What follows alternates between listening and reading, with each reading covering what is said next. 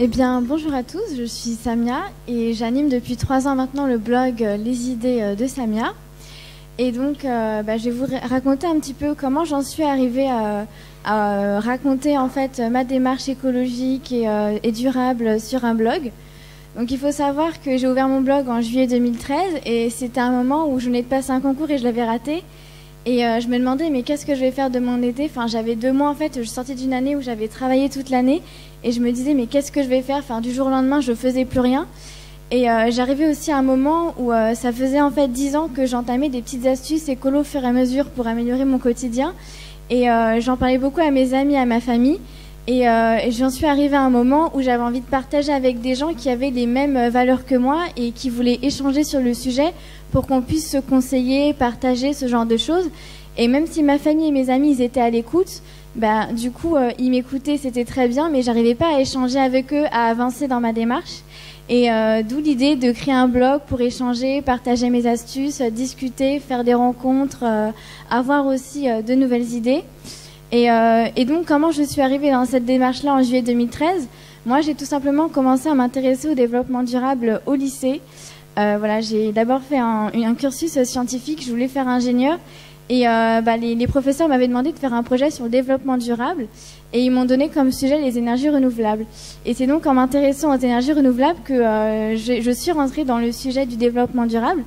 Donc petit rappel, le développement durable, c'est assurer un développement viable et équitable en fait aux générations futures. Et du coup, ça c'est vraiment quelque chose qui m'a tout de suite parlé. Donc voilà, j'ai fait mon projet. Et puis en fait, ça a vraiment planté une graine qui a mûri tout au long de mes études.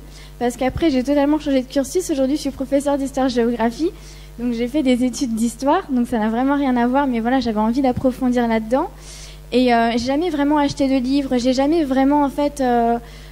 forcer en quelque sorte ma réflexion. J'ai fait ma réflexion dans mon petit coin et au fur et à mesure, en discutant avec des gens, j'ai découvert les ruches, j'ai découvert la MAP, j'ai découvert qu'on pouvait faire ses propres cosmétiques, mais sans vraiment dire aux gens en fait que c'était un thème qui m'intéressait en fait. C'était vraiment à chaque fois au détour d'une conversation, je grappillais des petites choses et c'est comme ça en fait que j'ai affiné ma réflexion, que j'ai continué en fait à me poser des questions et que j'ai changé différentes petites choses au quotidien. Donc pour moi, ça a commencé par les cosmétiques. J'ai commencé à créer mes propres cosmétiques moi-même. Et puis petit à petit, voilà, j'ai décidé de faire du tri chez moi, d'avoir moins de vêtements, de ne plus acheter de vêtements. Et là aujourd'hui, du coup, sur mon blog, je parle en fait de toutes ces démarches que je fais au quotidien. Et j'aime bien aussi faire des choses moi-même. Par exemple, j'aime bien fabriquer ma propre peinture, ce genre de choses. On peut vraiment tout faire soi-même. Et ce que j'ai appris aussi, c'est qu'on ne peut pas tout faire tout seul. Donc du coup, le fait de partager à travers le blog, c'est très intéressant parce que du coup, on a tous des démarches différentes, des approches différentes et c'est vraiment très enrichissant. Et pour en arriver au sujet dont je vais parler aujourd'hui, qui est la maison écologique, et du coup, même au quotidien, dans sa maison, on n'a pas forcément besoin d'avoir 1001 produits ou un produit pour chaque chose. Un produit, par exemple comme le bicarbonate ou comme le vinaigre, il peut servir à plusieurs choses. Et c'est ce qu'on va voir tout à l'heure dans l'atelier de la maison écologique, c'est qu'avec peu, on peut faire bien. Il y a un livre que j'ai lu récemment, c'est J'achète moins mais je vis mieux. Et bien là, au niveau du ménage, c'est exactement la même chose. C'est on achète moins, mais on va vivre beaucoup mieux parce qu'on va pas s'empoisonner avec des produits qu'on va mettre pour faire la vaisselle, qu'on va utiliser sur notre sol, etc. Ça va être 3-4 produits qu'on va utiliser au quotidien, qu'on va utiliser aussi, pas besoin d'en mettre trop, pas besoin qu'un lave-vaisselle mousse aussi, enfin qu'un liquide vaisselle mousse pour qu'il soit efficace. Donc je vais vous parler de tout ça tout à l'heure. Donc je vous retrouve à 14h45 pour vous parler de la maison écologique.